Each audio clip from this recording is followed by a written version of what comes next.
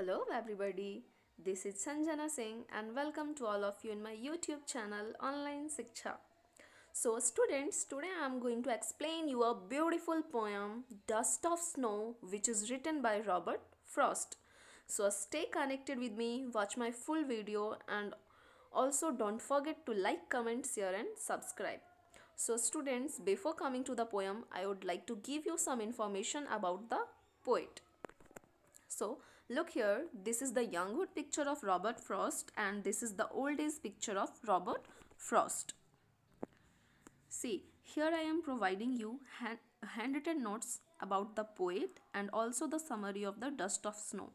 You can screenshot this. Okay, so now let's start. तो चलिए अब हम लोग शुरू करते हैं और पोएम और पोइट के साथ आगे बढ़ते हैं. So Robert Lee Frost was born on 26th March 1874 and died on January 29th 1963. Was an American poet and 4 times Pulitzer Prize winner.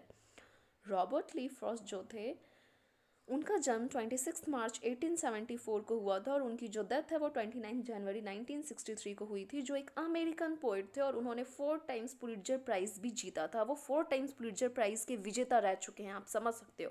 क्या आप लोगों को पता है कि पुलिट्जर प्राइज़ क्या होता है और किस क्षेत्र में ये दिया जाता है? नहीं जानते हो तो मैं आप लोगों को बताती हूँ. पुलिट्जर प्राइज़ जो होता है वो मेनली पत्रकारिता के क्षेत्र में दी जाती है, जैसे न्यूज़पेपर वगैरह, मैगज़ीन या फिर ऑनलाइन जर्नलिज्म के लिए, लिटरेचर के लिए और म्यूज़िकल कंपोजिशन के लिए अगर उसमें आप लोगों ने बहुत ज़्यादा ख्याति प्राप्त की, बहुत अच्छा रहा आपका जर्नल या फिर लिटरेचर, तो यूनाइटेड स्टेट्स ऑफ अमेरिका में पुलिट्जर प्राइज़ से सम्मानित किया जाता है. ये यूनाइटेड स्टेट्स का सर्वोत्तम अवार्ड्स में से एक है. मतलब आप इसको सबसे सर्वोत्तम कह सकते हो. यूनाइटेड स्टेट्स का सर्वोत्तम प्राइज़ में से एक है ये पुलिट्जर प्राइज़. और आप सोचो वो 4 टाइम्स विजेता रह चुके थे पुलिट्जर प्राइज़ के, तो कितने ज़्यादा फेमस होंगे. He was publicly renowned during his life time and was one of the few well known literary figures in America. वो जो हैं वो पब्लिकली बहुत ज़्यादा फेमस रहे अपने पूरे लाइफ टाइम के दौरान. अपने पूरे जीवन में वो बहुत फेमस रहे. और साथ ही साथ जो कुछ प्रसिद्ध लिटरेरी फिगर्स थे अमेरिका में, उनमें से ये भी एक थे.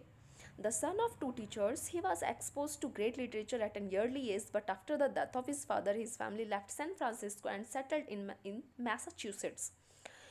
फिर ये जो थे ये 2 शिक्षकों के बेटे थे, यानी कि इनके माता जी भी शिक्षक थीं और इनके पिताजी भी शिक्षक थे. तो उनके खून में ही लिटरेचर दौड़ रहा था. वो मतलब उनके एकदम अर्ली एज में, जब वो एकदम छोटे थे, तभी उनके अंदर ये गुण समाया हुआ था, तभी से उनको लिखने के प्रति रुझान था. But after the death of his father, लेकिन जब उनके पिताजी की मृत्यु हो जाती है, उनके पिताजी की ट्यूबरक्लोसिस से मृत्यु हो जाती है. और हाँ, एक चीज़ मैं आप लोगों को बताना भूल गई. उनके पिताजी टीचर तो थे ही, पर उन्होंने एज अ जर्नल भी वर्क किया था. तो उनके पिताजी की जब ट्यूबरक्लोसिस से मृत्यु हो जाती है तो उनका पूरा परिवार जो है वो सैन फ्रांसिस्को को छोड़ करके मैसाचुसेट्स में सेटल हो जाता है. Though he grew up in the city, his poetry was famous for its reflection of rural luxury and colloquial language of the northeastern countryside. हाँ, हालांकि वो शहर में पले बड़े हुए थे, शहर में रहे थे. वहाँ के तौर तरीके, रीति रिवाज आप लोग जानते हो कितने अलग होते हैं ग्रामीण क्षेत्र से. फिर भी उनकी जो पोइट्रीज थी वो मेनली बहुत ज़्यादा फेमस थी रूरल एरियाज़ के लैंडस्केप्स को लेकर के. वो ना अपने पोएम्स में या फिर लिटरेचर या जो कुछ भी लिखते थे तो उनमें ग्रामीण झलक दिया करते थे, वो गाँव का झलक दिया करते थे, जिससे उनकी पोएम और खूबसूरत लगती थी. और इस तरह से वो अपने पोएम को या फिर लिटरेचर को लिखते थे, ऐसा लगता था जैसे कोई जीवंत प्रस्तुति दे रहे हों. साथ ही साथ वो वहाँ की बोलचाल की भाषा का भी यूज़ करते थे. बोलचाल जैसे हम लोग, हमारे यहाँ की बोलचाल की भाषा क्या है, हिंदी है, या फिर हम लोग खोटा का इस्तेमाल करते हैं अपने एरिया में. तो उसी तरह से वो नॉर्थ ईस्टर्न साइड का जितना भी ग्रामीण क्षेत्र था, वो एक तो रूरल पिक्चर को दर्शाते थे अपने पोइट्रीज़ में. साथ ही साथ वहाँ के आम बोलचाल की जो भाषा होती थी उसको पिक्चराइज करते थे, जिससे उनकी पोइट्री और भी लोगों को जचती थी, भाती थी और रुचिपूर्ण लगती थी. हम लोग जो पोएम पढ़ने वाले हैं, dust of snow, dust of snow, ये जो पोयम है ना वो उनका एक पोइट्री था, एक पोइट्री की बुक थी उनकी, न्यू हैम्पशायर, जो कि एक पूरा वॉल्यूम है पोइट्रीज़ का, उसमें से ही एक डस्ट ऑफ स्नो भी है। और आपको पता है ये जो न्यू हैम्पशायर जो ये पोइट्री का जो वॉल्यूम है, ये इसको भी पुलित्जर प्राइज से सम्मानित किया जा चुका है, सोचो। Dust of snow was published in the Pulitzer prize winning volume of poetry New Hampshire.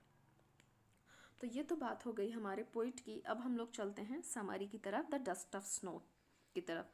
तो समरी देखने से पहले हम लोग डायरेक्टली एक बार पोएम रीड करते हैं। पोएम को हम लोग पहले पढ़ेंगे।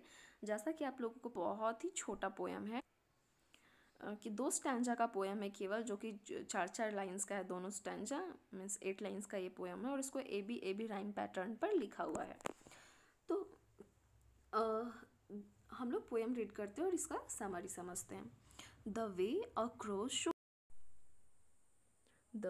crow shook down on me the dust of snow from a hemlock tree। जिस तरह से एक कौवा जो कि हेमलॉक ट्री के ऊपर बैठा हुआ था और अपने बॉडी को झिड़कता है, और उसके बॉडी पर जितने भी धूलकण लगे हुए थे जब वो गिरते हैं मेरे ऊपर, has given my heart a change of mood. वो मेरे पूरे मूड को ही बदल करके रख देता है और मेरे दिल को खुशी से भर देता है। And saved some part of a day I had rued. और मेरे दिन के कुछ हिस्सों को ऐसे ही पछता कर गंवाने से बचा लेता है।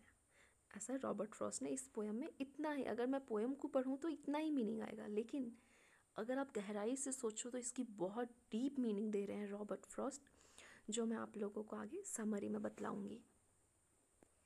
तो आप लोग आगे का पार्ट और भी ध्यान से देखो और समझो। It is winter season and the poet is in a bad mood, sitting quietly under the hemlock tree covered all over the snow। Winter का सीज़न था और जो पोएट है वो बहुत ही बैड मूड में उस पेड़ के नीचे बैठे हुए थे, जो कि पूरा स्नो से कवर था।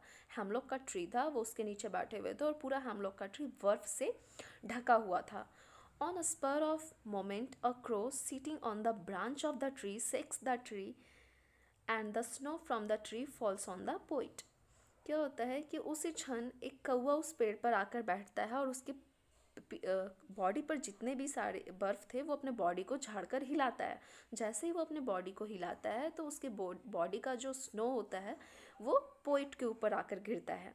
The snow is cold and velvety to touch which changes the poet's mood from bitter to elate. वो एकदम ठंडा और एकदम मखमली टच था। वो तो जो बर्फ़ होता है, स्नो और आइस में बहुत डिफरेंस है, ये आप लोग याद रखिएगा। आइस जो होता है वो बर्फ़ की तरह हार्ड होता है, और जो स्नो होता है वो रुई की तरह सॉफ्ट होता है। तो स्नो एकदम कोल्ड था और उसका टच एकदम मखमली था, जो कि पोइट का मूड एकदम से चेंज कर देता है। उसके उदास मूड को, उनके तीखे मूड को एकदम एकदम से प्रफुल्लित कर देता है, उनको खुश कर देता है मतलब। This feels him with a refreshing feeling, और उनको एकदम बिल्कुल रिफ्रेश कर देता है उनके सैड मूड को। This moment was very compelling and saves his day from disappointment. और ये जो क्षण होता है वो उनके लिए बहुत ही ज़्यादा सम्मोहक होता है और उनके पूरे दिन को उदासी से बचा लेता है। अगर ऐसी चीज़ें उनके साथ उस दिन ना होती तो उनका तो पूरा दिन उदासी में ही बीत जाता, क्योंकि वो कुछ सोच रहे थे ना उदास होकर के। पर जब क्रो अपने बॉडी से वो बर्फ़ गिराता है, स्नो गिराता है, और वो जब ऑथर पोइट के बॉडी के ऊपर गिरता है तो उनका मूड पूरा चेंज हो जाता है, वो खुश हो जाते हैं उदास से। The black crows usually symbolises bad omen and emblem of death and fear. लेकिन यहाँ पर पोइट ने 2 चीज़ों का इस्तेमाल किया, एक हेमलॉक ट्री, थथूरे का पेड़, और दूसरा क्रो। और दोनों जो हैं वो दोनों ही बुरे चीज़ों का साइन है, बैड वोमेन का साइन, मतलब अशुभ संकेत देता है, ऐसा लोग मानते हैं। दोनों को ही बुरा मानते हैं कि इनको देखने से या इनके चिल्लाने से जो होता है वो जतरा खराब होता है, लोग मानते हैं ना। तो यहाँ पर जो ब्लैक क्रो है मेनली वो बुरा संकेत होता है। एक तो होता है कि उसको मृत्यु का सूचक माना जाता है, और डर का। Since the crow is not related to goodwill, it is ironic that during this poem he did an honest deed by sacking of the snow।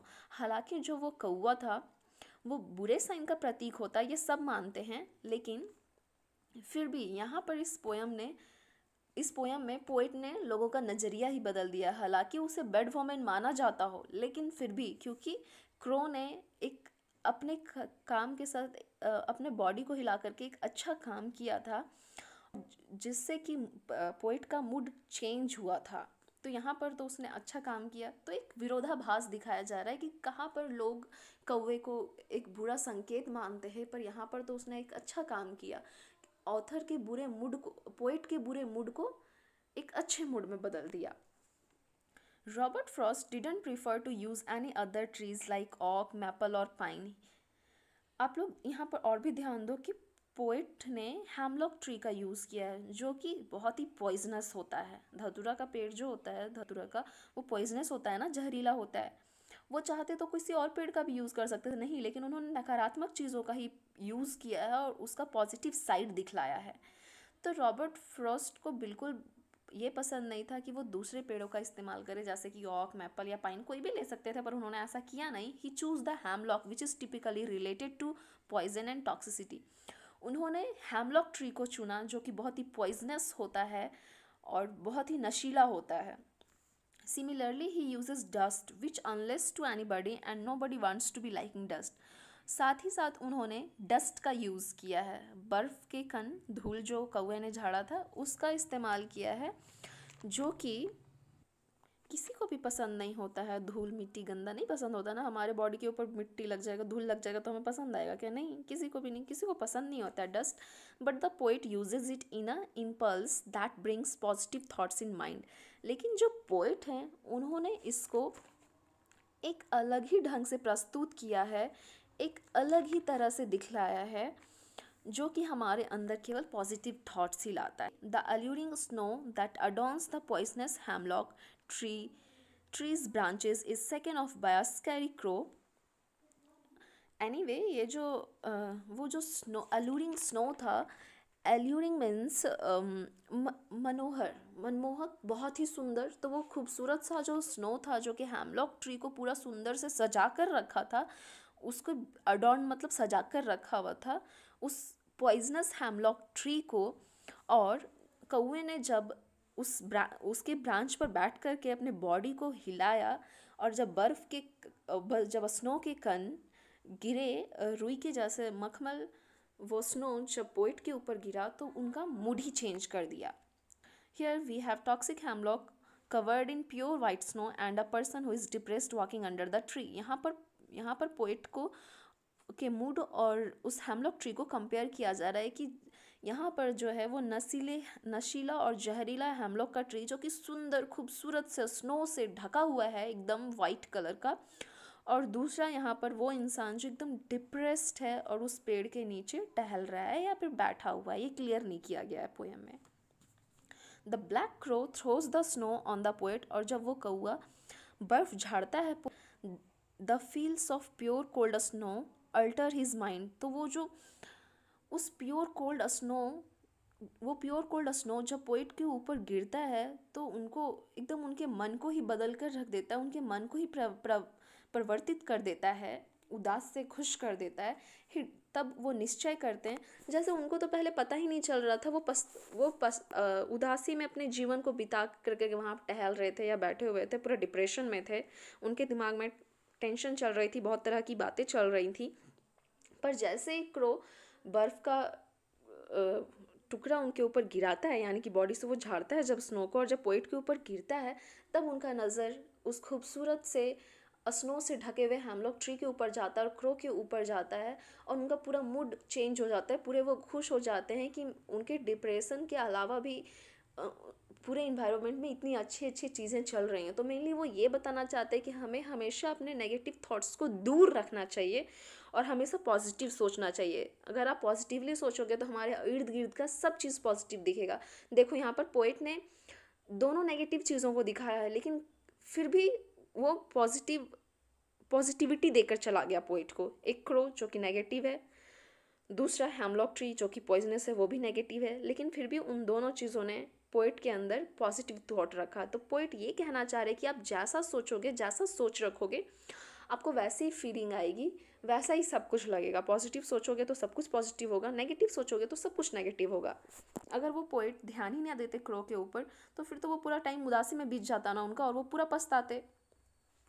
तो वो लास्ट में निर्णय लेते हैं, he decides to forget the regrets of his life and sorrow to follow path of healing of the inner soul. वो निर्णय लेते हैं कि जितना भी लाइफ में उन्होंने गलतियां की उनके ऊपर पछताएंगे नहीं, उन सारे पछतावा को वो भूल जाएंगे, जितने भी दुख दर्द हैं सब कुछ भूल जाएंगे, और वो to follow the path of healing of the inner soul, और वो उस रास्ते को फॉलो करेंगे जहाँ पर उनका मन उनका दिल हमेशा खुश रहे, वो स्वस्थ रहें।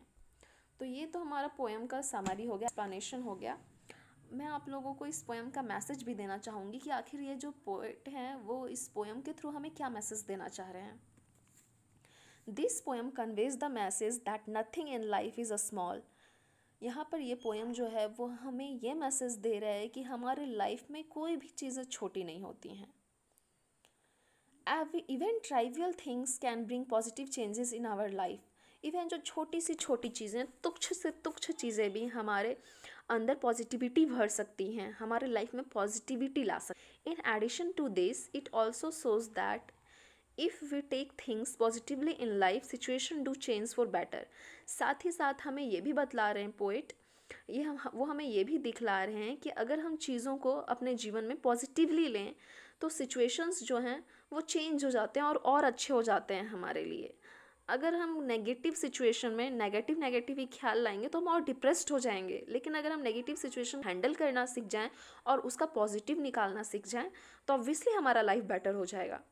इवन द स्मॉल हेल्प और good gestures we do for others make large differences. Even जो हम दूसरों का छोटी छोटी मदद कर देते हैं या फिर दूसरों का भला सोचते हैं तो ये बहुत बड़ा डिफरेंस लेकर के आ जाता है हमारे लाइफ में। हो सकता है मेरी उसी छोटी मदद से किसी का बहुत अच्छा हो जाए और वो कितना खुश होगा, कितनी दुआएं देगा, कितना अच्छा फील करेगा, और हमें भी अच्छा फील करेगा किसी की हेल्प करके, और वो बंदा खुश होगा तो ऐसा लगेगा जैसे रिटर्न गिफ्ट मिला। Just believe those random acts of kindness we do and the way they brighten a person's day and sometimes change their future. और फिर यहाँ पर पोइट बोल रहे हैं कि जस्ट आप अपने रैंडम एक्ट्स के ऊपर बिलीफ रखिए, विश्वास रखिए, अपनी दयालुता के ऊपर विश्वास रखिए, आप दयालुता दिखलाइए, फिर आप देखिए कि किस तरह से वो किसी भी इंसान के जीवन को ब्राइटन कर देता है और कभी कभी फ्यूचर ही बदल देता है। Noticing and appreciating all the tiny things in life will make our life easier and happier. कोई भी चीज़ को अच्छे से नोटिस करना, किसी के काम को अप्रिशिएट कर देना, तारीफ़ कर देना, जो कि बहुत ही छोटी सी छोटी चीज़ है हमारे जीवन की। किसी भी की तारीफ़ करना कोई बहुत बड़ा बात नहीं है। किसी ने अच्छा काम किया है उसकी सराहना कर दो, वो देखो और खुशी खुशी उस काम को करेगा। तो अप्रिशिएट करना जो कि बहुत ही छोटा सा चीज़ है किसी के भी जीवन के लिए, पर वो छोटा सा चीज़ जो है वो पूरे जीवन को खुशनुमा और भी आसान बना देता है जीने के लिए। तो ये था हमारा पोएम का मैसेज। अब इस पोएम का मैं कंक्लूज़न भी बतला देती हूँ आप लोगों को। The poem teaches us a lesson, small act in life can illuminate our soul and motivate us to do better. ये जो पोएम है वो हमें यह शिक्षा देता है, हमें यह पाठ पढ़ाता है कि हर एक छोटा से छोटा काम जो हम अपने जीवन में करते हैं वो हमारे जीवन को, हमारे आत्मा को रोशनी से भर देता है, साथ ही साथ हमें मोटिवेट भी करता है और भी अच्छा करने के लिए और भी बेटर बनने के लिए।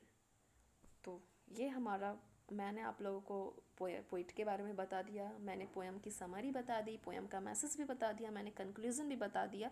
होप आप लोगों को पोएम बहुत अच्छे से समझ में आया होगा। अगर समझ में आया और आप ये मेरी वीडियो को लास्ट तक देख रहे हो तो प्लीज़ मुझे कमेंट करके ज़रूर बताएं कि आपको ये पोएम समझ में आया या नहीं समझ में आया, इसकी मीनिंग समझ में आई या नहीं आई, और अच्छा लगा तो भी ज़रूर बताएं, मुझे बहुत अच्छा फील होगा। Thank you.